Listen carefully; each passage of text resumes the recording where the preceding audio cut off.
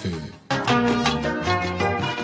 Àwọn ọ̀run sọ̀rọ̀ ògo Ọlọ́run àti òfurufú ń fi iṣẹ́ ọwọ́ rẹ̀ hàn. Ọjọ́ dé ọjọ́ ń fọhùn àti òru dé òru ń fi ìmọ̀ hàn. Kò sì sóhun kan tàbí èdè kan níbi tí a kò gbọ́ ìró wọn. Ìró wọn la gbogbo ayé já àti ọ̀rọ̀ wọn dé òpin ayé. Nínú rẹ̀ ló gbé pàgọ́ fún oòrùn tó dàbí ọkọ ìyàwó tí jáde ti ìyẹ̀wù rẹ̀ wá tí ó ti yọ bí ọkùnrin alágbára láti súró ìje. A dúpẹ́ lọ́wọ́ Ọlọ́run Olódùmarè, ipá ńlá tó borí ipá, agbára tó ju agbára lọ, pípé nínú ọlá, títọ́ nínú iyì, àìkú àìṣá ìdíbàjẹ́, ìrànlọ́wọ́ aláìlẹ́nìkan, yágbóyáájú ọkùnrin ogun, ọba tó ń fàánú gbà wá. Àtúndé o sórí àkọ́tún ètò Ohun Awon Kerubu on FM fún tọjọ́ tòní.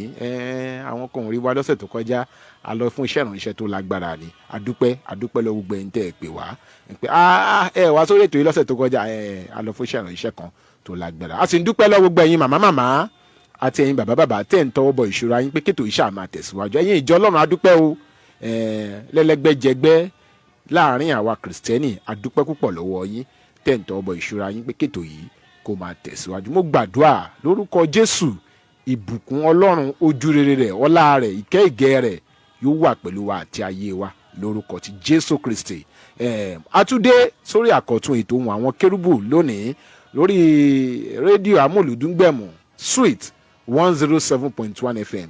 Adùn ní tèmi, adùn ní tìwọ́ tó ń gbọ́ mi, adùn ní tọmọ rẹ, adùn ní táyà rẹ, adùn ní tọkọ rẹ, adùn ní tíṣẹ́ rẹ, gbogbo ìdáwọ́lé rẹ yóò já sí adùn lórúkọ ti Jésù Kristi. Apá abo la fẹ́ yà sí lónìí. A tún fẹ́ mẹ́nu bà àwọn ìṣẹ̀lẹ̀ tó ń ṣẹlẹ̀ nínú ìjọ Ọlọ́run. Mọ́mì ẹ máa bá wa dá sí o, dádì ẹ máa bá wa dá sí. Bọ̀dá ẹ̀yin náà a fẹ́ lò nínú ọgbọ́n yín, a fẹ́ lò nínú ìmọ̀ yín, a fẹ́ lò nínú òye yín, torí pé ọ̀rọ̀ tá a fẹ́ mú wá lónìí ọ̀rọ̀ tó pakasọ ni, tó sì nílò ọgbọ́n, ìmọ̀ àti òye gbogbo ènìyàn pátápátá. Ajínrere Michael Adébọ̀wálé Adéoyè lórúkọ tèmi, ọmọ babaládùúrà ní Kọ̀tún bàbá ìjọ lórí rédíò. Ohun ẹni tí ń kígbe ní ìjọ ayé, ẹ̀tún ọ̀nà Olúwa ṣe. Ẹ kú àtàárọ̀, ẹ káàbọ̀ sórí ètò tòní.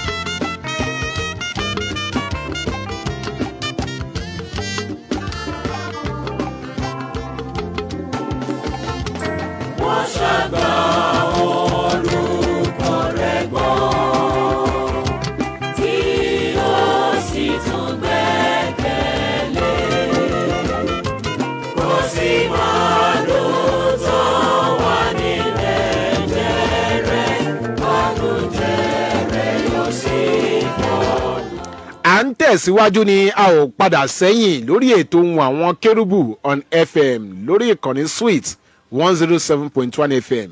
Lónìí àlejò mi ti wà nínú ilé pẹ̀lú wa níbí. Àwọn ni igbákejì alága fún CNS Unification Church of Nigeria Ọ̀dẹ́dà Division ní ìpínlẹ̀ Ògùn tá a wà nínú rẹ̀ yìí. CNS Unification Church of Nigeria Ọ̀dẹ́dà Division Ogun State. Mo sọ̀rọ̀ nípa igbákejì alága fún ẹgbẹ́ àjùmọ̀ṣepọ̀ gbogbo ọmọlẹ́yìn Kristi ti ìjọ Kérúbù àti Séráfù ní agbègbè Ọ̀dẹ́dá. Àwọn ni àlejò wa lórí ètò tòní. Special Apostle Prophet Israel Sesan Akinola tí gbogbo èèyàn ń pè ní àgbẹ̀dẹ Jésù. Àwọn ni àlejò wa lórí ètò tòní. Bàbá wa ẹ káàbọ̀ sórí ètò. Olótú ẹ kú lé o. Ẹ káàbọ̀ sórí ẹ bá káwọn èèyàn wá ń lè. A kí gbogbo ẹ̀yin ará ilé tẹ̀ ń gbóhùn wa ní àkókò yìí. A kí wa káàbọ̀ sí orí ètò wa Ohun Awon Kerubu. Etí tẹ́ fi ń gbọ́ wa, etí náà ò ní di o. Àmín. Lórúkọ Jésù Olúwa wa. Àmín lórúkọ Jésù. Ìjọ Ọlọ́run alààyè ń kọ́ ń bẹ̀. A wà ní àlàáfíà. Ṣiṣẹ́ Olúwa ń tẹ̀síwájú. Olúwa ń ṣiṣẹ́ rẹ̀. Ṣé ìdílé náà ń tẹ̀síwájú? Ògo ni fọ́lọ́run lókè. Ọlọ́run alààyè á túbọ̀ máa ràn wá lọ́wọ́. bàbá wa jẹ́ kí n mú ọ̀rọ̀ tó ń lọ nínú ìjọ wa sí ti gbọ́ yín bí mo ṣe ń ṣàlàyé fún yín mo mọ̀ pé àwọn tó wà nílé náà a máa gbọ́ ìṣẹ̀lẹ̀ kan ṣe ló ṣẹlẹ̀ nínú chọ́ọ̀chì tá a fẹ́ kẹ́ ẹ bá wa dá sí. ọkọ jẹ́ àpọ́stélì, ọkọ ó jẹ́ àpọ́stélì, ìyàwó jẹ́ wòlíì. wọ́n wá jọ gbìmọ̀pọ̀ láti dá ìjọ sílẹ̀.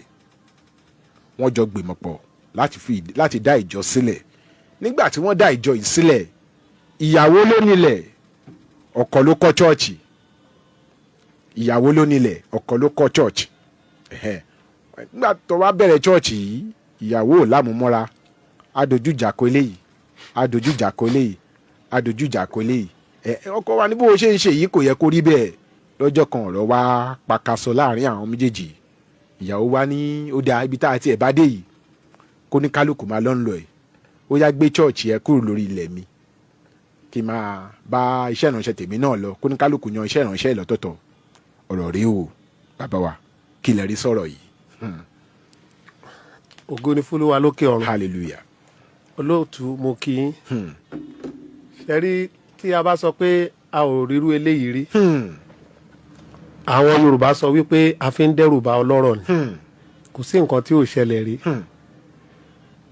ohun tó ṣẹlẹ̀ ni wípé kò ṣẹ̀ṣẹ̀ nínú pé ọkọ àti ìyàwó wọ́n jẹ́ ọ̀kan láti gbé iṣẹ́ Olúwa dání, láti gbé lárugẹ.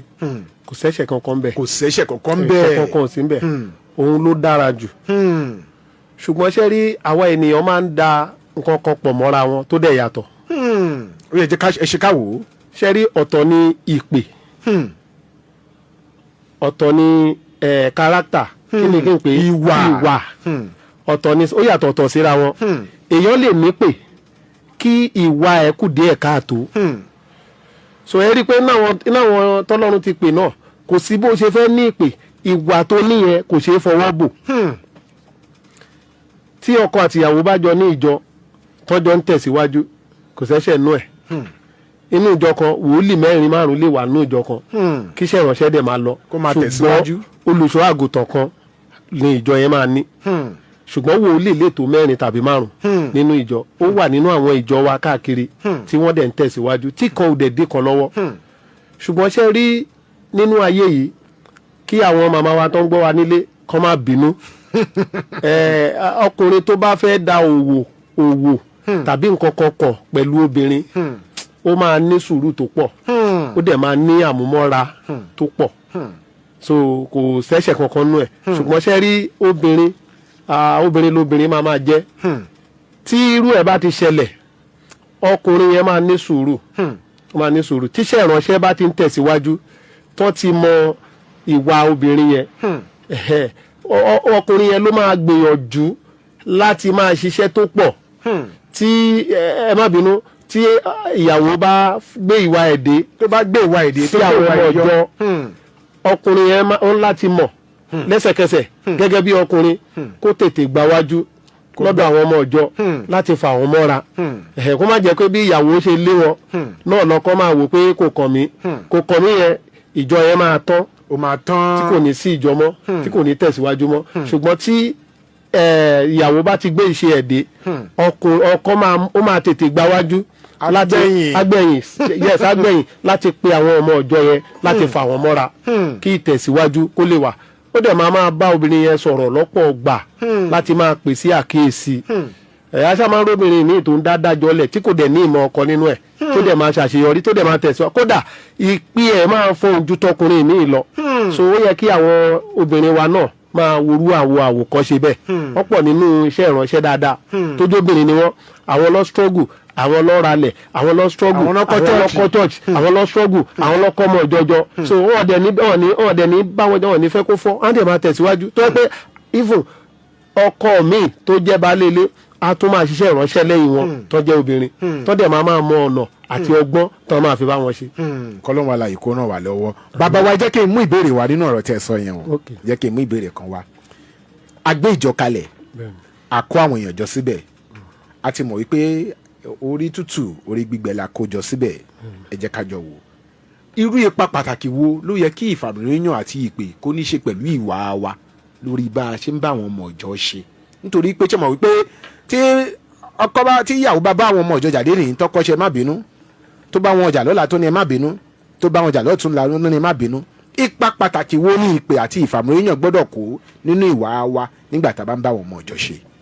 ẹ ṣe olóòtú ṣe rí n tó ń pè ní iṣẹ́ ìránṣẹ́ tó ń pè ní ìpè náà ni mo lè sọ pé ṣe mọ̀ bí ẹni tí ò ṣiṣẹ́ ìránṣẹ́ ó lè ṣe nǹkan tó bá wù ní ìgbà tó bá wù. ní ìgbà tó bá wù. ṣùgbọ́n iṣẹ́ ìránṣẹ́ ò rí bẹ́ẹ̀ o ó lè ro nǹkan kan k'Olúwa sọ pé o gbọ́dọ̀ ṣe tó bá ní ìpè tó jẹ́ ẹni tó gbéṣẹ́ ìránṣẹ́ dání ìfẹ́ ẹni tó rán ẹ ló máa ṣe. ní ìgbà mi ẹni pé mo sọ̀rọ̀ nípa ìpè mo dẹ̀ sọ̀rọ̀ nípa ìwà. bẹ́ẹ̀ni. ní ìgbà míì nǹkan kan lè ṣẹlẹ̀ tó yẹ pé nǹkan tó bí ẹni bí akó tó gbaṣẹ́ ìránṣẹ́ wàá ti bínú wàá ti dá nǹkan rú wàá ti bà nǹkan jẹ́ nígbà tó gbaṣẹ́ ìránṣẹ́ tán ó ń láti gbọ́ ohùn Olúwa ibi tí ìbínú ti ń wá ẹ ò ní jẹ́ kí ìbínú wá mọ́. níbẹ̀ ni iṣẹ́ ìrọ̀ àwọn tó bá ń rí ẹ lásìkò yẹn tó ń rí pé lágbájá lẹ ṣe nǹkan báyìí sí tí ò dẹ̀ bínú ó dàbí pé nǹkan ti ń yàtọ̀. wọ́n rí pé ọwọ́ ìyípadà ti wà lára God bless you, wọ́n rí pé ọwọ́ ìyípadà ti wà lára ẹ̀. n tó ń pè ní iṣẹ́ ìránṣẹ́ nìyẹn o ò lè ṣe nǹkan tó bá wù ẹ́ lásìkò tó wù ẹ́ àsìkò tí wọ́n fẹ́ ṣe yẹn Olúwa lè sọ pé kò ì tí ì tó àsìkò ó ń láti gbọ́ràn sẹ́ni tó rán ẹ níṣẹ́. so tí a bá ní àwọn ìwà tó kù díẹ̀ káàtó tá a bá ti wá gbaṣẹ́ ìránṣẹ́ a gbọ́dọ̀ jẹ́ kí iṣẹ́ ìránṣẹ́ yẹn máa tọ́ wa lábẹ́ ìwà tá a ní tá à ń fù táwọn èèyàn ti mọ̀mọ́ wa iṣẹ́ ìránṣẹ́ yẹn gbọ́dọ̀ gbé wa kúrò níbẹ̀. ó gbọ́dọ̀ gba àwọn kankan kúrò lọ́wọ́ wa. ó gbọ́dọ̀ gba àwọn kankan kúrò lọ́wọ́ wa kí àwọn tó ń rí wa ní ìgbà yẹn rí i pé ó dàbí pé lágbájá yìí ó ti ní nǹkan kan tó ayé ẹ̀ ti yí padà sí ti tẹ́lẹ̀. so àwọn nǹkan tíṣẹ́ ìránṣẹ́ ń ṣe nìyẹn tó bá wá ń ṣiṣẹ́ ìránṣẹ́ tó ti ń fún ìwà tí ò ń fún nínú ayé ó ti gbaṣẹ́ ìránṣẹ́ o ó ti ṣe bẹ́ẹ̀ni tó ṣe ń fọ́gò mọ́lẹ̀ tó ṣe ń yára tó ṣe ń bọ́ṣọ máa ń bẹ̀jà yọjé kúrò lórí Jésù nìkan ló máa kó o tí gbàṣẹ ìránṣẹ́. kọ́lọ́hún alàyè kó ràn wá lọ́wọ́ ètò Ohun Àwọn Kérúbù on FM ló ń lọ lọ́wọ́lọ́wọ́ ẹ̀yin èèyàn tẹ́ ẹ̀ ń gbọ́ wa nílé a máa ṣí ojú òpó sílẹ̀ ẹ̀yin náà ní àǹfààní láti bá wa dá sí ọ̀rọ̀ yìí òun ni wípé ọkọ jẹ́ àpọ́stélì ìyàwó jẹ́ wòlíì wọ́n panupọ̀ láti dá ìjọ sílẹ̀ ńgbà tó ń bẹ̀rẹ̀ ìjọ yìí wọ́n kọ́ àwọn èèyàn bẹ̀rẹ̀ sí ní bá wọn ṣèsìn ìyàwó ń dojú ìjà kọ àwọn ọmọ ọjọ́ ní gbogbo ìgbà ọkọ pàkíyèsí ẹ̀ sí pé kò yẹ kó rí bẹ́ẹ̀ níjẹ́ kan ọ̀rọ̀ dìbínú ó di jẹ́kẹ̀mí kóníkálukú máa ṣiṣẹ́ ìránṣẹ́ ẹ̀ lọ́tọ̀ ọkọ ló kọ́ ṣọ́ọ̀ṣì ìyàwó ló nílẹ̀ ìyàwó wa ń sọ fọ́kọ ń sìn ní pé kó kó ṣọ́ọ̀ṣì ẹ̀ kó lórí ilẹ̀ òun fẹ́ lo ilẹ̀ òun fẹ́ fi kọ́ ṣọ́ọ̀ṣì tòun bàbá wa tọrọ bọ́rọ̀ ṣe wá rí yìí kí ni ọ̀nà àbáyọ fún ọkọ kí ni ọ̀nà àbáyọ. ẹ ṣe olóòtú ṣe rí tá a bá ń sọ̀rọ̀ nípa ẹ̀sìn bóyá ẹ̀sìn kìrìsìtẹ́nì tàbí ẹ̀sìn míì gbogbo wa wà ní abẹ́ òfin ìjọba orílẹ̀-èdè tá a wà. ìjọba orílẹ̀-èdè Nàìjíríà. ká wá sọ pé Nàìjíríà la wà káfí Nàìjíríà ṣàpẹẹrẹ. káfí Nàìjíríà ṣàpẹẹrẹ. òfin Nàìjíríà ẹni tó bá nílẹ̀ òun ló ní dúkìá tó wà lórí ẹ̀ o. ẹni tó nílẹ̀ ló nílé. ẹni tó nílẹ̀ ló nílé. tírú ẹ̀ bá ti ṣẹlẹ̀ ọkùnrin yẹn ni kó tẹ̀síwájú o. kó tẹ̀síwájú láì fọ̀tá pé kí àlàáfíà lè wà kó lè jọba. kí iṣẹ́ ìránṣẹ́ kó má bàa di pẹ́pẹ́yánpẹ́ ni kí nǹkan mi má bàa ṣẹlẹ̀. ṣùgbọ́n kí ọkọ iṣẹ́ tí ọkọ yẹn bá tẹ̀síwájú ẹ̀rí pàlàáfíà máa jọba kó má fìjọ yẹn sílẹ̀ ìyàwó ẹ̀ ni kì í ṣe àràbà tán àfi kó máa gáìdì ẹ̀ náà tó bá wọ̀sì jù bẹ́ẹ̀ lọ ìyàwó ẹ̀ ni so kí ọkọ tẹ̀síwájú láti wá ibòmíì tó máa ṣiṣẹ́ ìránṣẹ́ wọ́n lè fi bẹ́ẹ̀ yẹn ṣe bóyá branch 1 branch 2 so kọ́ máa tẹ̀síwájú so a sì máa tí obìnrin yẹn bá rí i pé ọkọ òun ti tẹ̀síwájú ó ti dá gbé iṣẹ́ ìránṣẹ́ tiẹ̀ dání ó máa gbọ́ràn sí lẹ́nu àwọn kan tí ọkọ yẹn ń ṣe obìnrin yẹn ń ṣe ó máa reduce so ọkọ kò sí nǹkan tó bá ti jẹ́ ìyàwó ló nílẹ̀ tí kì í ṣe kán jọ ra lẹ̀ ọkọ ni kó tẹ̀síwájú. ọkọ ni kó tẹ̀síwájú ẹni tó lẹ́lẹ́dẹ̀ ẹni tó nílé ló nílẹ̀ ẹni tó ló nílẹ̀. ètò Ohun Àwọn Kérúbù FM ló ń lọ lọ́wọ́lọ́wọ́ o ẹ jẹ́ ká dókè lọ́hùn-ún ká máa wọ́n ṣe ìpolówó ẹ̀ náà mọ̀ pé ìpolówó làgùnmọ̀ òwò. My hope is built on My Lord is a lamp unto my feet and a light unto my path. Ọ̀rọ̀ rẹ̀ ni fìtílà fún ẹsẹ̀ mi àti ìmọ́lẹ̀ sí ipa ọ̀nà mi. Ìdí rẹ̀ rèé tí a ṣe ń pe gbogbo ọmọ Ọlọ́run láti wá kọ́ ẹ̀kọ́ nípa ọ̀rọ̀ Ọlọ́run. Àkókò náà rèé láti darapọ̀ mọ́ ilé ẹ̀kọ́ ọ̀rọ̀ Ọlọ́run tí yóò mú ọ jinlẹ̀ nínú ọ̀rọ̀ rẹ̀. Ilé ẹ̀kọ́ Trinity College of Divinity ni a gbé kalẹ̀ fún gbogbo ọmọ Ọlọ́run tó fẹ́ jinlẹ̀ nínú ọ̀rọ̀ Ọlọ́run. Combination of Bible school, theology and seminary. Àwọn tó bá ní ìpè yóò máa gba ẹ̀kọ́ fún ọdún méjì gbáko láì sanwó. Our school is open for lectures every Saturday 9 a.m. through 5 p.m. Yàrá ìgbẹ̀kọ́ wa ṣí sílẹ̀ ní gbogbo ọjọ́ Sátidé nígbà tí ìkẹ́kọ̀ọ́ yóò máa bẹ̀rẹ̀ láti aago 9 òwúrọ̀ di aago 5 ìrọ̀lẹ́. Ẹgbẹ́dá campus 30 Mufutau Adéyẹmí street beside Amoru filling station Orelope bus stop Ẹgbẹ́dá Lagos. For further enquiries please call 0802 600 4444 or 0805 546 5682. Prophet Dr. Olukayode Adenuga tó ti dé ìránṣẹ́ Ọlọ́run alààyè ọmọ orí mọ́ládé pé gbogbo ènìyàn síbi ìsọjí àti ìṣọ́ ògùn ọlọ́jọ́ mẹ́ta o. Gbogbo Wednesday àkọ́kọ́ nínú gbogbo oṣù ní ọjọ́ Friday àkọ́kọ́ ní bàbá wòlíì Primary Prophet Dr. Olukayode Adenuga gbé ìsọjí àti àdúrà tó gbóná jẹjẹrẹ ọlọ́jọ́ mẹ́ta kalẹ̀. Ọjọ́ mẹ́ta àkọ́kọ́ ní oṣù yóò bẹ̀ ní ọjọ́ Wednesday. Pẹ̀lú ìsọjí àti àdúrà àti ọjọ́ Àlàmísì Thursday tí a ó sì fi ìṣọ́ ògùn alágbára ká nínú ẹ̀ ní ọjọ́ Friday. Wàdí yóò fò báyọ̀ olóyún ọjọ́ pé yóò di bíbí. Àwọn tí ògùn ayé ń ta lọ́fà tó ń fi lògbòlògbò yóò bọ́ kúrò nínú ìdè. Tẹ̀símọ́nì àtọ́rin ayé yóò padà kẹ́yìn ayé wọn. Ọba alátìlẹ́yìn mi ńlá kò. Ìsọjí àti àdúrà ọlọ́jọ́ mẹ́ta yìí. Mọ̀júlọ Ọmọlẹ́dùn street. Ọ̀fìjà yọ̀dọ̀ street. Ìjẹ́gun ìkọ̀túndé gbọ̀. Nínú ìjọ wa. Mẹ̀sáyà Divine Kerubu Bible Church. Rainbow Wonderland. Níbẹ̀ ni ó ti wáyé. Bẹ́ẹ̀ lọ bàbá wòlíì rẹ̀ o 08023029155. Mo mọ̀ wípé ọba alátìlẹ́yìn rẹ̀ ò ní daṣẹ́ lẹ̀.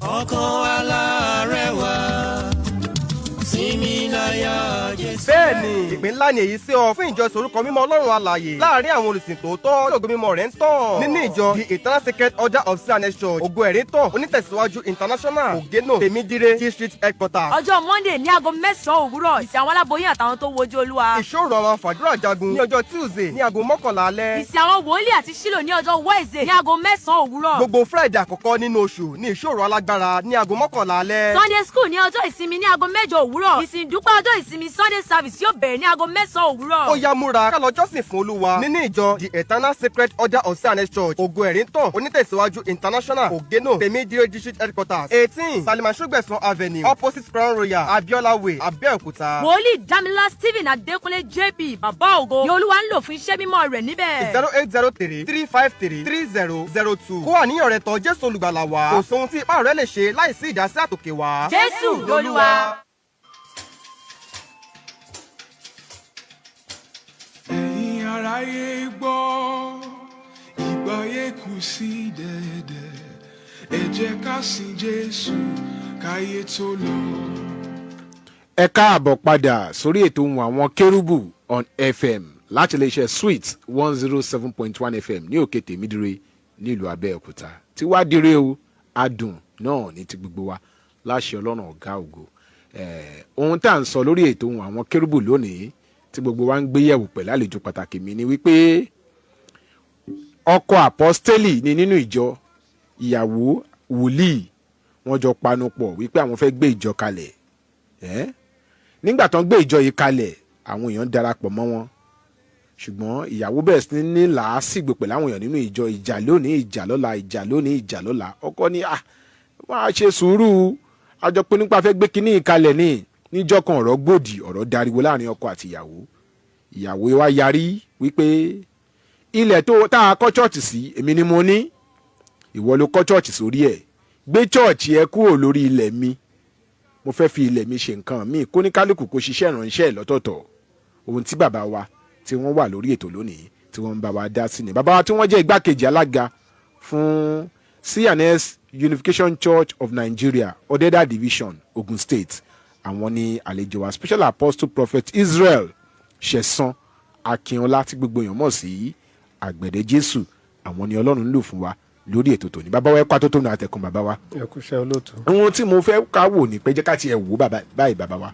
Àwọn ewu wo ló wà nínú kí ọkọ àti ìyàwó, ẹ sọ lẹ́ẹ̀kan pé ó dáa, ṣùgbọ́n nígbà mi ẹ jẹ́ ká sọ ọ́ nítorí ẹni ara wájú tó jìn sí kòtò ló kẹ́ni tó ń bọ̀ ní ẹ̀yìn lọ́gbọ́n ni Yorùbá sọ bẹ́ẹ̀.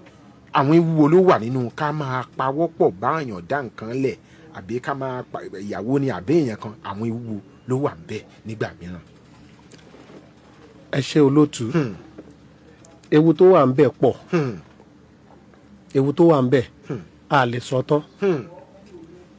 ṣùgbọ́n ṣe rí tí ènìyàn méjì bá ti parapọ̀ láti dá nǹkan lẹ̀, kí àwọn méjèèjì, ẹ jẹ́ kí n sọ báyìí, káwọn méjèèjì má jẹ ewúrẹ́, kẹ́nìkan jẹ́ ewúrẹ́, kẹ́nìkan jẹ́ àgùntàn, tọ́gà ọkàn méjèèjì má jọ̀gà, kẹ́nìkan jẹ́ ọ̀gá, kẹ́nìkan jẹ́ ọmọṣẹ́.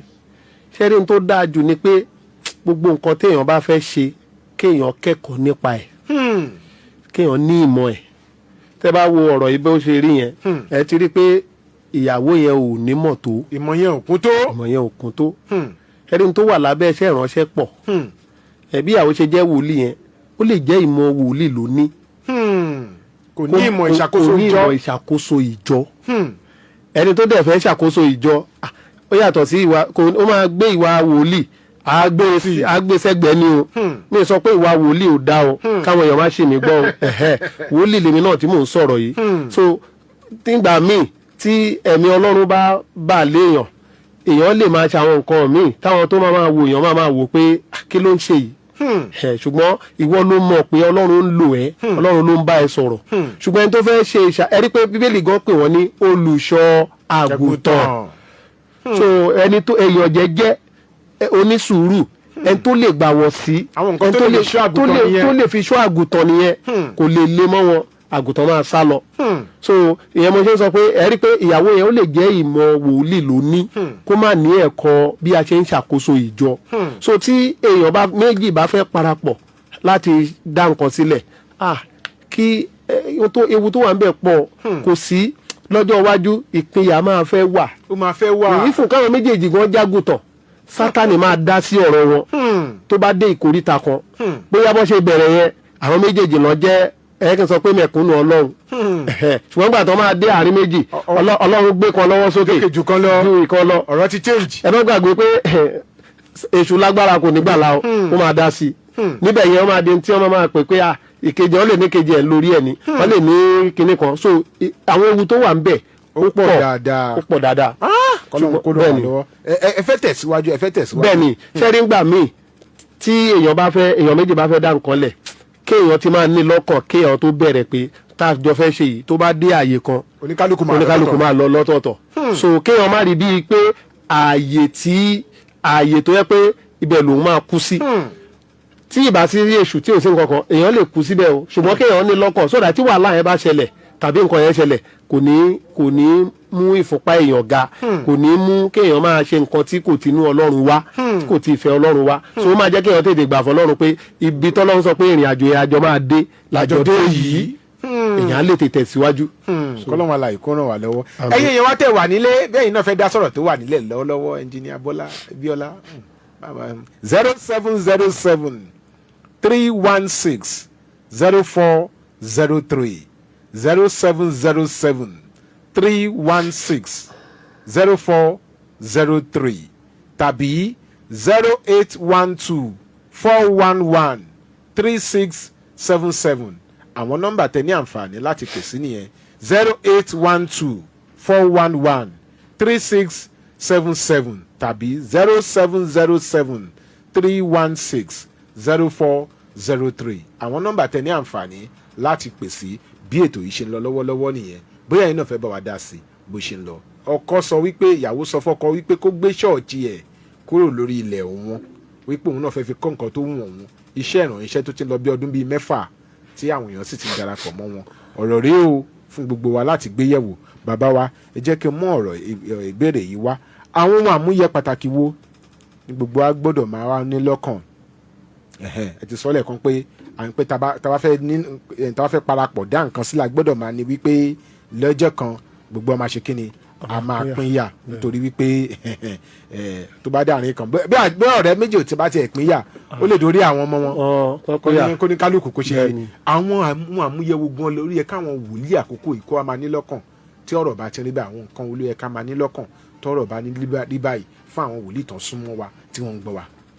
ẹ ṣe olóòtú ṣe rí eléyìí kì í ṣe fún àwọn wòlíì nìkan ẹ kì í sọ pé gbogbo ènìyàn torí pé ohun tí mo fẹ́ sọ yìí gbogbo ibi ló ti ń wúlò ló ti ń ṣiṣẹ́ nǹkan àmúyẹ àkọ́kọ́ téèyàn gbọ́dọ̀ kọ́kọ́ ní yálà ó bá èèyàn dá nǹkan lẹ̀ tàbí èèyàn dá nǹkan lẹ̀ wọ́n fi ẹ́ ṣe alámòójútó tàbí ẹjọ́ parapọ̀ ẹjọ́ dálẹ̀ ṣẹ́rí nǹkan àkọ́kọ́ téèyàn gbọ́dọ̀ kọ́kọ́ ní ìfẹ́ ìfẹ́ ìwé Kọ́ríńtì kínní orí 13 ẹsẹ̀ àkọ́kọ́ ó ní bí mo tilẹ̀ ń fọ onírúurú èdè bíi ti àwọn áńgẹ́lì tí èmi kò nífẹ̀ẹ́ ó ní mo dàbí idẹ tí ń dún tàbí kíńbálì olóńgoro yẹn ni pé gbogbo ohun téèyàn bá ní láyé téèyàn bá dálẹ̀ láyé kódà kó jẹ́ wọn ló dálẹ̀ tó fi èèyàn síbẹ̀ o gbọ́dọ̀ nífẹ̀ẹ́ pẹ̀lú ẹni tó fi síbẹ̀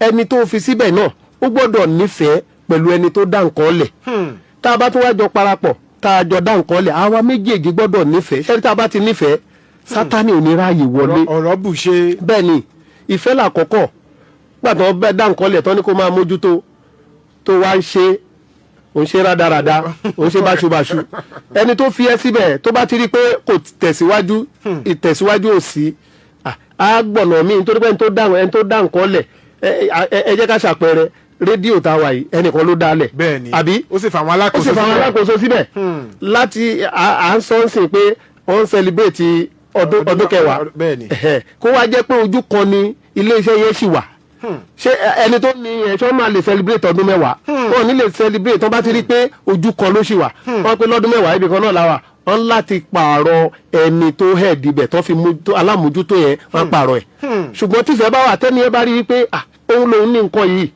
òun lòun ní ọkàn fi ń sí orí ẹ̀ ní òun lòun ní tó ń ṣe bí ẹni pé òun lòun ní tí ìtẹ̀síwájú wà bàbá ó lè má ṣe pinya o kódà ẹni yẹn tọ́lọ́run bá kẹ́ ó tún lè dá mi ìlẹ̀ ó tún ní kẹ́ni yẹn náà tó máa lọ mójútó náà kó tó di ẹgbẹ́ méjì nígbà tó bá rí pé ìtẹ̀síwájú wà so wọ́n fi wá hẹ́ẹ̀dì nǹkan tàbí àjọ dálẹ̀ ṣe agbọ́dọ̀ ìfẹ́ ṣe pàtàkì lábẹ́ gbogbo nǹkan torí pé tí ọkọ àti ìyàwó bá dá nǹkan lẹ̀ tí ìbá sì fẹ́ láàrin ara wọn wọn ò ní lè dálẹ̀ o ṣùgbọ́n ìfẹ́ yẹn kì í ṣèfẹ́ ìfẹ́ ìṣẹ́jú díẹ̀ kì í ṣèfẹ́ ọ̀sẹ̀ kì í ṣèfẹ́ oṣù ìfẹ́ ayérayé ló yẹ kó jẹ́ ojúlówó pọ́nbélé ìfẹ́ tó máa last ìfẹ́ tó máa gùn òun ló yẹ kí ìfẹ́ yẹn jẹ́ so inú àwọn àmúyẹ téèyàn gbọ́dọ̀ kọ́kọ́ ní ìfẹ́ ẹlẹ́ẹ̀kejì tá a bá jọ farada fúnra wa tí a bá jọ dá nǹkan lẹ̀ a máa ní farada fúnra wa ṣé rí farada yẹn náà tí n bá ní kí n sọ ìfẹ́ ni o nítorí bẹ́ẹ̀lì náà jẹ́ ká mọ̀ wípé ó ní ìfẹ́ kì í fẹ́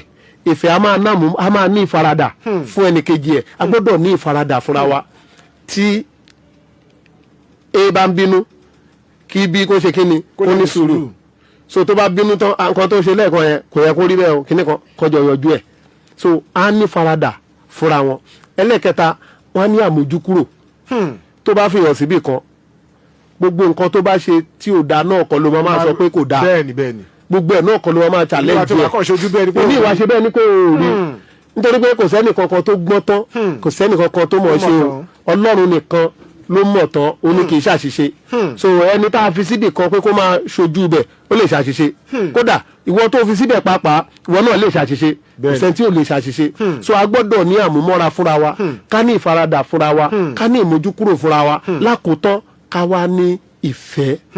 ìfẹ́ ló bẹ̀rẹ̀ ìfẹ́ náà ló parí rẹ̀ ètò Ohun Àwọn Kérúbù on FM náà ló ṣì ń lọ lọ́wọ́lọ́wọ́ ẹ jẹ́ ká tún dókè lọ́hùn ẹ jẹ́ ká dókè lọ́hùn à ń padà bọ̀.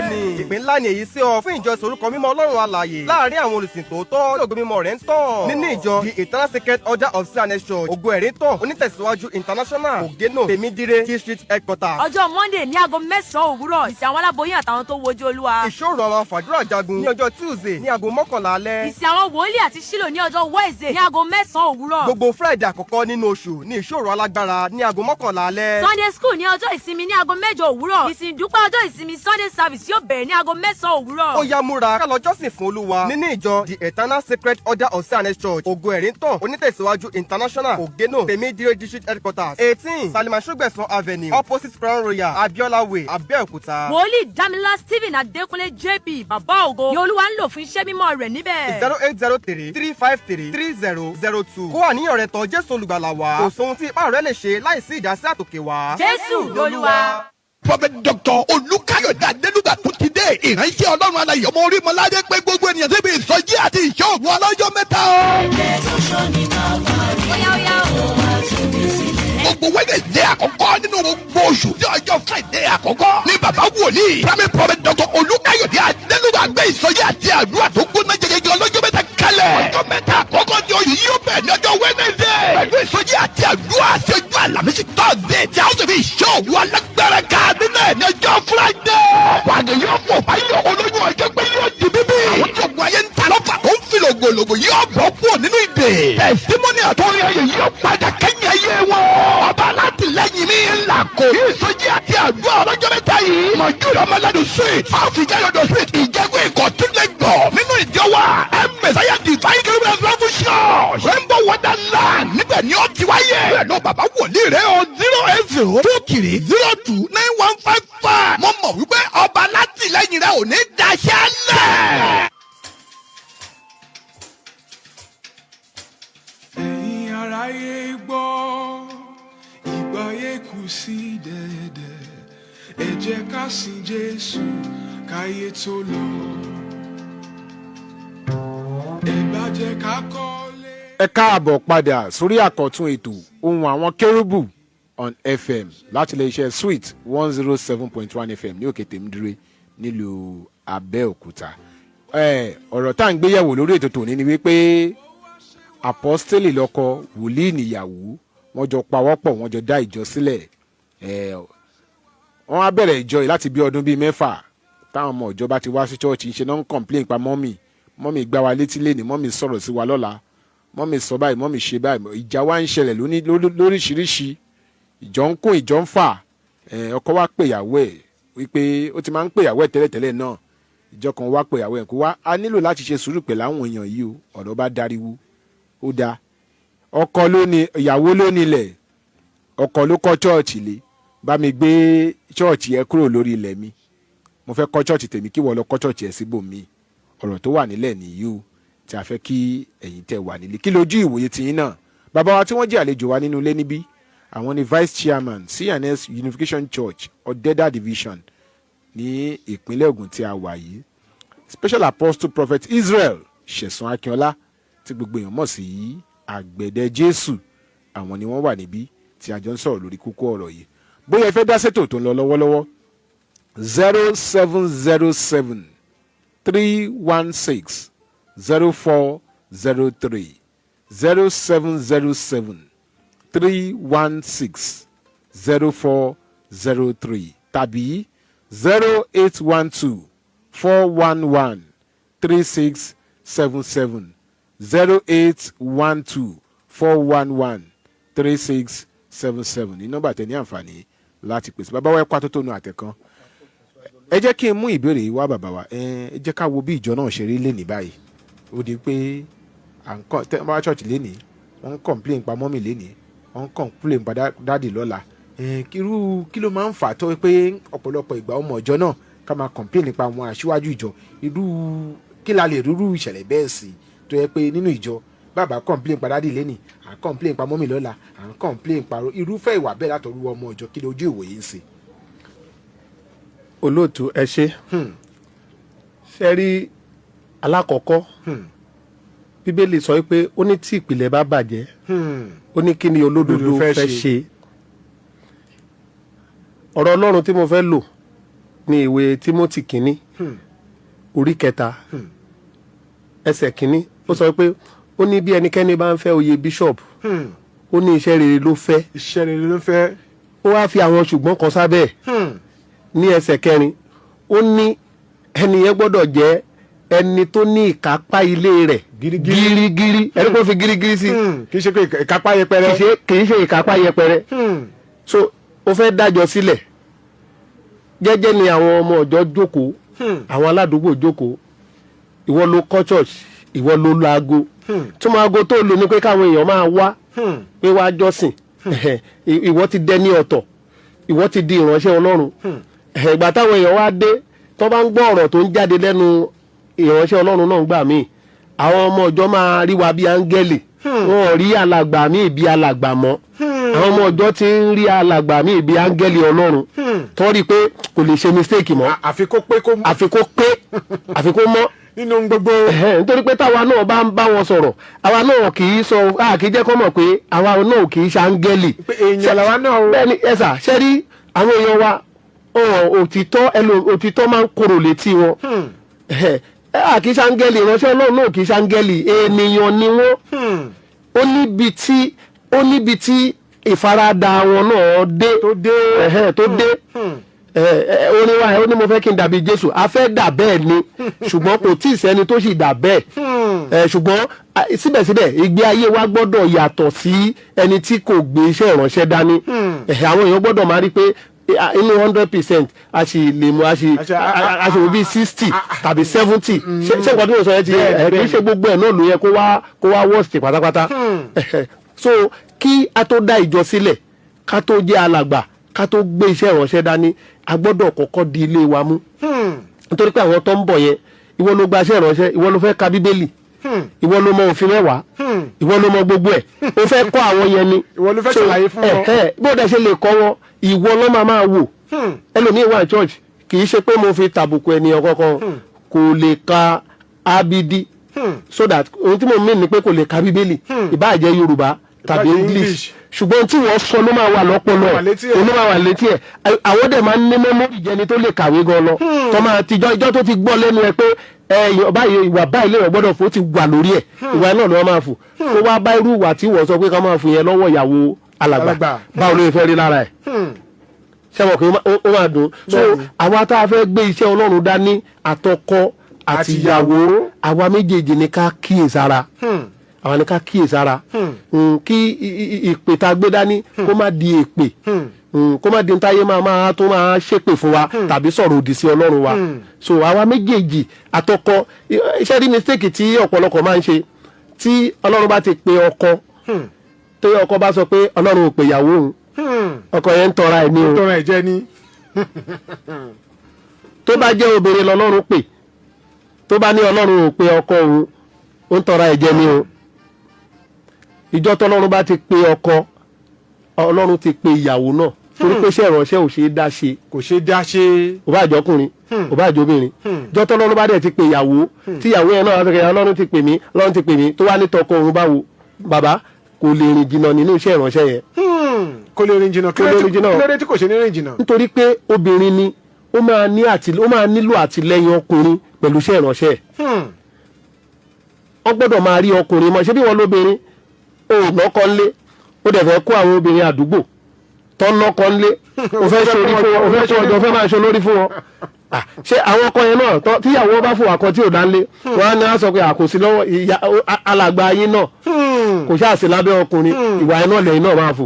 so kí ìránṣẹ́ Ọlọ́run tó jóbìnrin kó náà kíyèsára dáadáa kó ní àfaradà pẹ̀lú ọkọ ẹ̀ á ṣe ra àwọn ìránṣẹ́ Ọlọ́run tó yẹ pé obìnrin ni wọ́n ọkọ wọn dẹ̀ support wọn pé wọ́n sì jọ ń tẹ̀síwájú lọ́la tíṣẹ́ ìránṣẹ́ wọn dẹ̀ ń tẹ̀síwájú tíṣẹ́ ìránṣẹ́ wọn ń tẹ̀síwájú so tọ́kọ́lọ́n bá ti pe ọkọ ó ti pe ìyàwó tọ́lọ́n bá ti pe ìyàwó ó ti pe ọkọ náà àwọn méjèèjì ní kọjọ rí pé jígí làwọn tí àwọn ọmọ ọ̀jọ́ ń wò jígí làwọn àwọn ní Bíbélì táwọn ọmọ ọ̀jọ́ ń kà kò sí ẹ̀sà ó wà lọ́wọ́ díẹ̀ wà lọ́wọ́ àwọn ọmọ ọ̀jọ́ o ṣùgbọ́n tí ọ̀dọ̀ alàgbà àtìyàwó wọn àwọn ló pàápàá àwọn ọmọ alàgbà. wọ́n tẹ̀ láwọn ọmọ alàgbà ló máa ń ní lọ́wọ́ jù ṣé lóòótọ́ ni wọ́n láwọn ọmọ ìránṣẹ́ Ọlọ́run ló máa ń ní lọ́wọ́ jù kí lójú ìwòye ń sọ̀rọ̀ yìí.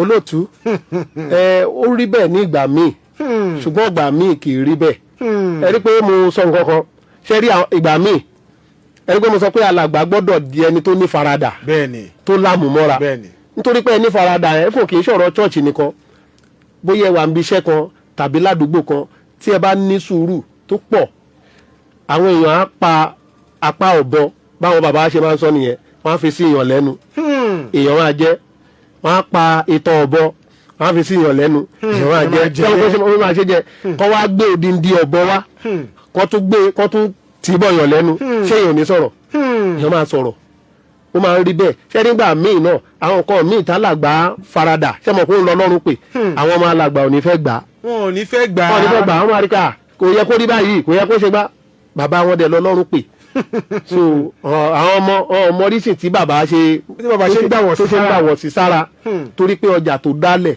kó má bàa tú àwọn àgùntàn tọ́lọ́run kó sí lábẹ́ kó má bàa sá lọ so a ní faradà pẹ̀lú wọn.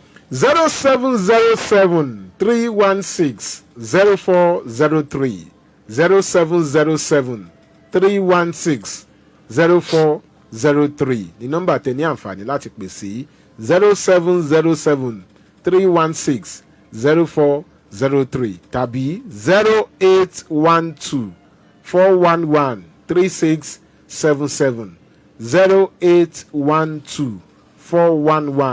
0812-411-3677 ní nọ́mbà tẹ ní àǹfààní láti pèsè láti dá sí ètò tó ń lọ lọ́wọ́lọ́wọ́. bàbá wa nínú olúwa special apostle prophet Israel Sesan Akinola tí gbogbo èèyàn mọ̀ sí àgbẹ̀dẹ Jésù àwọn ni wọ́n wà lórí ètò ohun àwọn kérúbù on FM fún ti ọ̀sán yìí ẹ jẹ́ ká dókè lọ à ń padà bọ̀ ẹ bá ń gbórin yẹn sókè.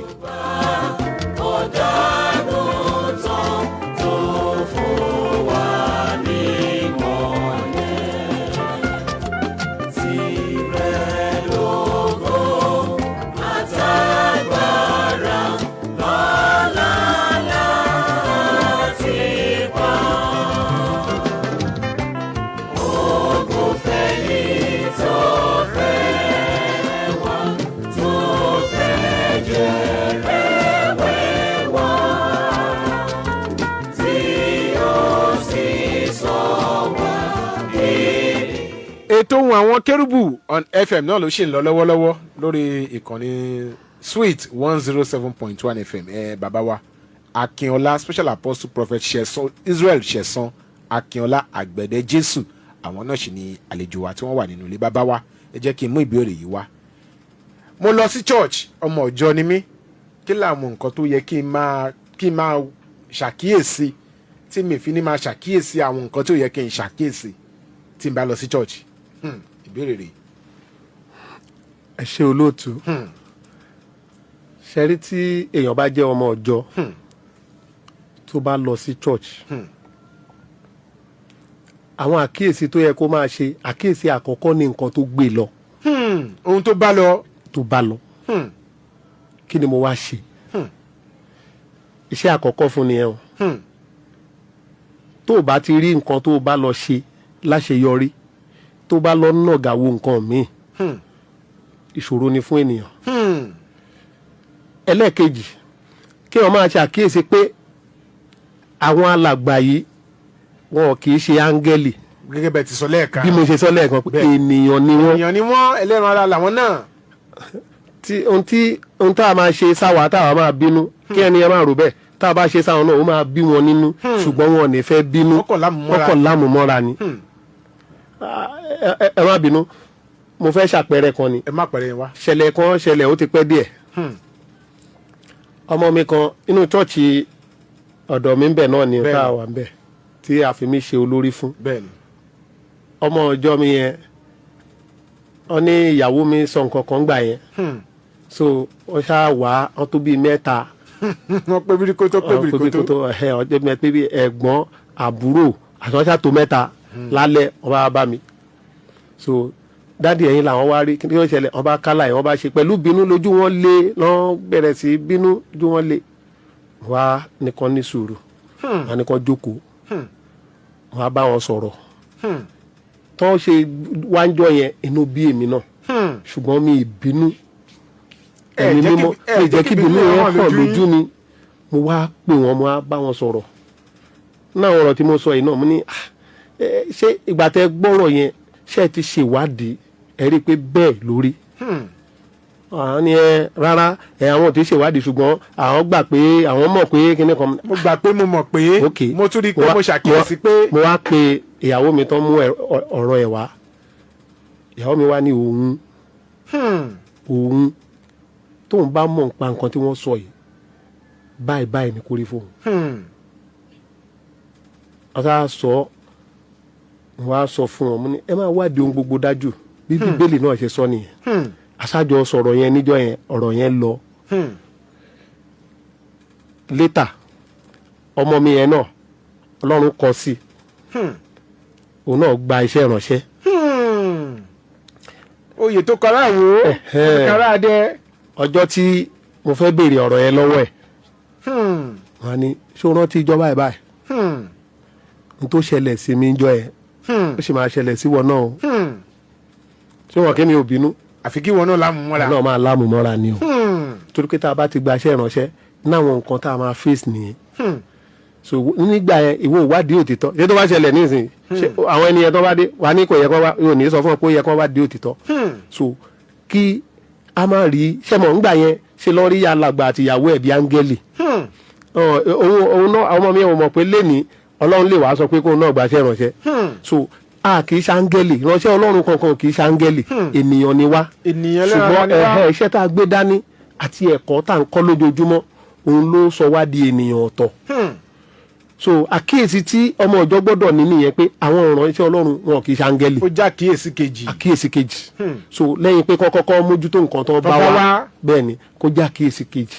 àkíyèsí kẹta ni pé kọ́ mọ ọlọ́run tó wá sìn kí alàgbà kọ́ làwọn wá sìn ìyàwó alàgbà kọ́ làwọn wá sìn àwọn ọmọ alàgbà kọ́ làwọn wá sìn mọ̀lẹ́bí alàgbà kọ́ làwọn wá sìn ọlọ́run làwọn wá sìn. labalẹ́jọ́. bẹ́ẹ̀ ni ẹ̀wọ̀n gbà míì tẹ́ bá fẹ́ ṣe nǹkan nínú ìjọ tí ẹnìkan bá wà nínú ìjọ yín tọ́lọ́run gbé lọ́wọ́ sókè ó yẹ kó fi ẹ̀ẹ́kẹ́ sọ pé ó yẹ kó fi 10,000 ràn yín lọ́wọ́ pẹ̀lú tẹ́ fẹ́ ṣe yẹn nítorí pé alàgbà bóyá 2,000 lálàgbà fi ilẹ̀ ẹni ẹ̀ náà wò pé ṣe bọ́ọ̀ lálàgbà jọ ọ ti fi 2,000 lẹ̀ ẹ jẹ́ kí èmi náà fi 1,000 lẹ̀ ṣe rí i pé ta ló wá sìn yẹn alàgbà ló wá sìn níwàá alàgbà ò ní iṣẹ́ kankan iṣẹ́ ìránṣẹ́ ló gbé dání ṣe fẹ́ fi wé ẹni tó ń ṣiṣẹ́ míì tọ́lọ́run dẹ̀ gbà fún so kì í ṣàlàgbà la wá sìn ọlọ́run táwa wá sìn yẹn ó là kíyèsí kẹta ní ká mọ ọlọ́run tá a wá sìn yẹn ó ṣe pàtàkì ní nǹkan àyà wa so tá a bá ti mọ ọlọ́run yẹn a ní lè máa ṣe àṣìṣe wa ò ní pọ̀ pẹ̀lú iṣẹ́ ìpè wa iṣẹ́ ìsìn wa. ọlọ́run wa la yà á ràn wá lọ́wọ́. ẹ jẹ́ ká tún dékè lọ́hùn Bíọ́lá máa ń gbé kínní òkè máa ń gbé sókè.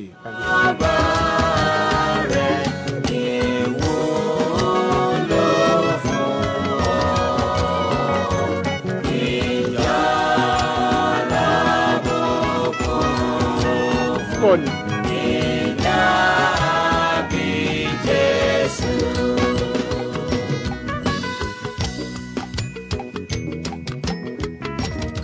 ètò Ohun Àwọn Kérúbù on FM náà ló ń lọ lọ́wọ́lọ́wọ́ ṣe àti gbọ́ báyìí òun ni wípé tá a bá ti ń ṣiṣẹ́ ìránṣẹ́ ó nílò ọgbọ́n ó nílò ìmọ̀ ó nílò ìyè kò ń ṣe pé mo ti gán tán mo ti mọ̀ tán mo ti joyè ńlá àwọn ti pẹ́ ta ti wà lẹ́nu ẹ̀ látọdún táwa ti ń bá bọ̀ níbi táwa dẹ̀ bá dé yìí rárá ohun tọ́lọ́run ń béèrè lọ́wọ́ wa kọ́ nìyẹn bí kò ṣe pé ní gbogbo ìgbà ká máa wá ọgbọ́n kún ọgbọ́n ká máa wá ìmọ̀ kún ìmọ̀ bẹ́ẹ̀ ẹ̀yin náà fẹ́ dá sétò tó ń lọ lọ́wọ́lọ́wọ́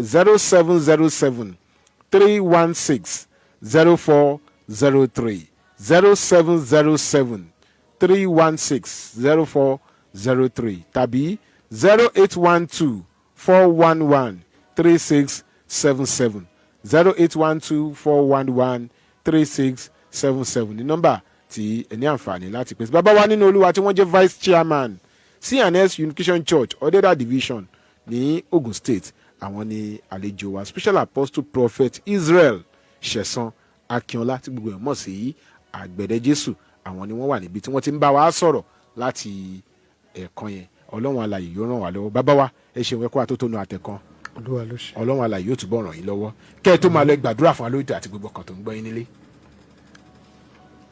Olúwa Ọlọ́run alágbára mo gbàdúrà fún gbogbo ènìyàn tó ń gbọ́ mi ní àkókò yìí lórúkọ Jésù ìnira tẹ̀ ń là kọjá lọ́wọ́lọ́wọ́ kó di ìtura. àmín gbogbo ogun kò sí láti òní lọ ọlọ́run tí máa pabidà tí sọ bídire kí ọlọ́run kó padà nínú ayé yín. gbogbo ẹ̀yin tí ìgbà yìí le fún mo sọ àsọtẹ́lẹ̀ ńlá yìí sínú ayé yín láti àkókò yìí lọ ó yá ẹ gba ìgbà ìtura. àmín ọwọ́ tí ń fani sókè ọwọ́ tí tuni lára ọwọ́ tí ń fúnni lóúnjẹ tí kì í gba èlé mo gbàdúrà lórúkọ Jésù kó ṣàwárí yín. àmín orílẹ̀-èdè yìí lọ́wọ́lọ́wọ́ báyìí ó yá kára kó tù wá. àmín orílẹ̀-èdè yìí lọ́wọ́lọ́wọ́ báyìí kára kó tù wá. àmín mo gbàdúrà àgbà táwa ní ìpínlẹ̀ Ògùn lórúkọ Jésù ogun ìjà wàhálà ìdààmú àti aṣọ kò ní wọnú ìlú wa. oore ọ̀fẹ́ Ọlọ́run lórúkọ Jésù ó máa bàlẹ̀ ẹnì kọ̀ọ̀kan wa. mo fi àkókò bẹ́ẹ̀ a ti ń palẹ̀mọ́ fún ìsìn Lent àkókò Lent bó ti ń súnmọ́lé mo súre fún gbogbo ènìyàn lórúkọ Jésù ogun àìsàn lórúkọ Jésù kò ní jẹ́ ìpín wa. di àkókò náà lákòókò náà àti lẹ́yìn rẹ̀ àlàáfíà yóò jẹ́ fún wa. ó ti rí bẹ́ẹ̀ kò yí padà ní orúkọ Jésù Kristi Olúwa wa. àmín àmín àmín lórúkọ Jésù.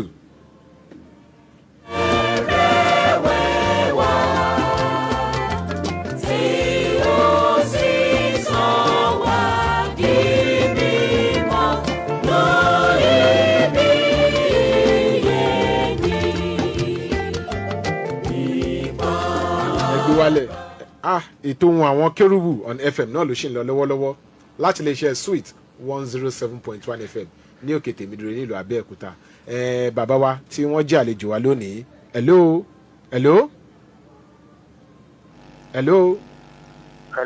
ẹ káàsán sà. ẹ káàsán. yes sir. kí ló kọ́ àti bulletin pè wá. yes sir. Olúwa ṣagbára dọ̀tun. àmín. hello. à ń gbẹ́yìn kékeré bàbá wa. ọ̀dà àpèsọ́lọ́wà kí bàbá wa ní Olúwa tó wà ń bẹ Olúwa pẹ̀lú wọn. àmín. ọ̀rọ̀ tí wọ́n sọ ọ̀rọ̀ tó dáa ní but kò síbẹ̀ ẹ̀ ṣe fẹ́ ṣe láyè téèyàn bá fẹ́ ṣe nǹkan kó dáa ṣe lọ́tọ̀ tó bá máa mú yàn mọ́ra á mú mọ́ra. bó jẹ́ ọmọ téèyàn nílé ẹ̀ bá dòwò pọ̀ ogun ni. so kò sí kankan nínú ẹ̀ ju pé kì í ṣẹ̀ṣẹ̀ kò dẹ̀ ń ṣe pé bóyá kankan ṣùgbọ́n téèyàn bá ṣe bẹ́ẹ̀ ìwà wo papọ̀ láéláé. àwọn bàbá wa pè wọ́n ní yóò wùn ẹ́ ló mú ọmọ ìyá méjì fẹ́ ìyàwó lọ́tọ̀ọ̀tọ̀. so for this iṣẹ́ ìránṣẹ́ ó ti ẹ̀ ṣòro gan-an. èèyàn lè mú ìyàwó mọ́ra kéèyàn máa jọ iṣẹ́ ìránṣẹ́ pọ̀ tó àti di pé wọ́n jọ contribute ni tó bá yá ìyàwó ayarí ni. ìyàwó ayarí. Ọlọ́run á ràn wá lọ́wọ́ ó ṣe ti pátárà gan ni tí ọmọ ìyá méjì bá kọ́lé pọ̀ ó wà dáadáa tèmi mọ̀ tó pọ̀ lọ́pọ̀ tó yẹ pé wọ́n ṣe kí ni o wọ́n jọ kọ́lé sẹ́lùbọ̀ tí ìjà ni wọ́n fi tún ká ilé ọ̀gán ṣe o ti fẹ́ẹ̀ dà o.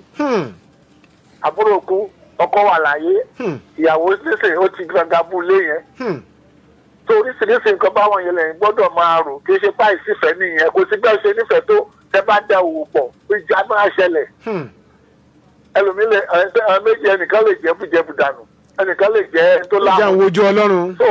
gbogbo nǹkan wọ̀nyẹn nínú pàpà nínú iṣẹ́ ìránṣẹ́ yẹn gbọ́dọ̀ wà very careful. ìjọba Ọlọ́run dá dúró lọ́tọ̀ o ìjọba ayé dá dúró lọ́tọ̀ o. gbogbo nǹkan tó à ṣe nínú ayé yìí ṣé ẹnu tá a bá wo gbé ìnáwó ṣe sọ yẹ kó jẹ́ Judas Iscariot ló máa da Jésù. so pé bóyá àpòwòpọ̀ yẹn kì í ṣe nǹkan tó dára rárá. ó dáa. nígbà tí ọkọ àti ìyàwó jẹ́ sí àkáǹtì kan náà ni tó bá yá ìjà máa dé. Olúwa ràn wá lọ́wọ́ bàbá wa ní Olúwa pà pẹ̀lú yín o. àmín. àwa náà ọmọ ìjọ àwa jẹ́ o Olúwa tó ti wá ṣùgbọ́n tẹ̀ bá wa lọ ṣọ́ọ̀ṣì tẹ̀ bá wò pé iṣẹ́ ṣe ní ṣọ́ọ̀ṣì yẹn ló bá wọ lọ ìwà wọn kọ́ ló ní ìdí. Ọlọ́run ló wá lọ. Ọlọ́run ká lọ sìn bẹ́ẹ̀.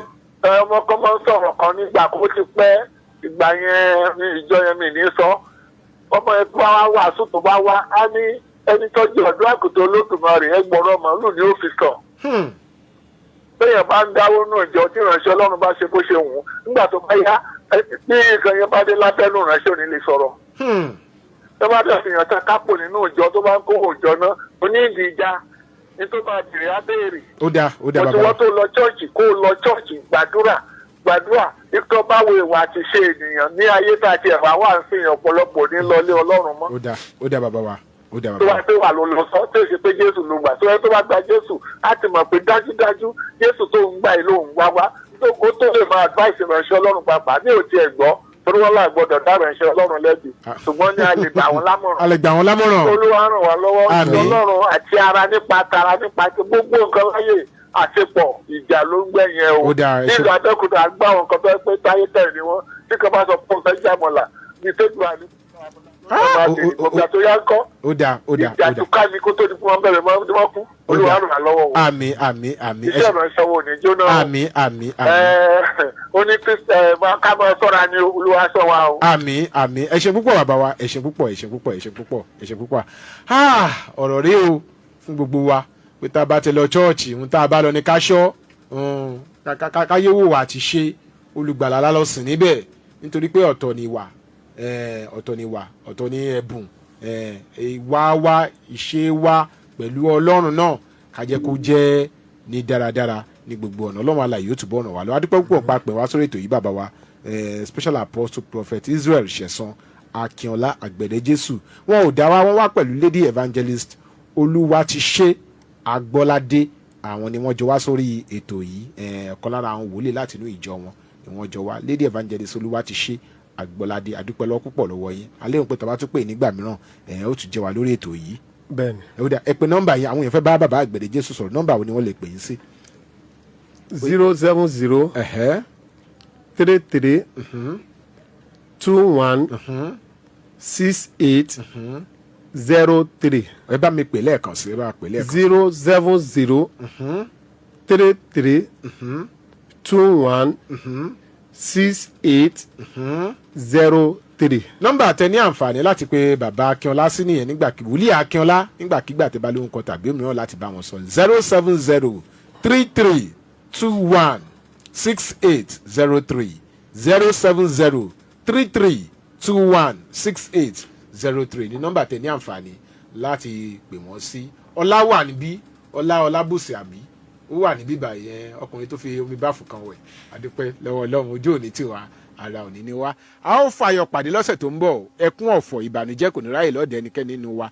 ajínrere Michael Adébọ̀wálé Adéoyè lórúkọ tèmi ọmọ babaládùúrà ní kọ̀tún bàbá ìjọ lórí rédíò ohun ẹni tí ń kígbe ní ìjọ ayé ẹ̀tún ọ̀nà olúwa ṣe bóyá ẹ̀yin lóhun kan tàbí òmíràn láti bẹ́ẹ̀ mi náà sọ ẹ̀yà tọ́kùn ètò ohun àwọn Kerubu on FM ẹ pè mí sórí nọ́mbà yìí 081 655 372 83 081 655 372 83 081 655 372 83 ní nọ́mbà tẹ̀ ní àǹfààní láti pè mí sí nígbàkigbà tí bá lóhun kan tàbí òmíràn láti bá mi sọ. a ó fàyọ̀ pàdé lórí ètò yìí lọ́sẹ̀ tó ń bọ̀ a ò ní mórí ṣẹ́kù o ayọ̀ àti ojúrere ọlọ́run ọ̀gá ògo yóò jùmọ̀ wá pẹ̀lú wa títí ọ̀sẹ̀ tó ń bọ̀ tá a fi pàdé orílẹ̀-èdè Nàìjíríà ìpínlẹ̀ Ògùn iléeṣẹ́ Sweet FM òkè tèmídìrẹ́ wà ní àlàáfíà lórúkọ Jésù shalom shalom. ìgbẹ̀yìn olùṣe wáyé jọ̀wọ́ wá ṣe wáyé fọ́run olùṣe. má gbé kúrò má yí kúrò Sweet FM yìí dùn mọ́ mi má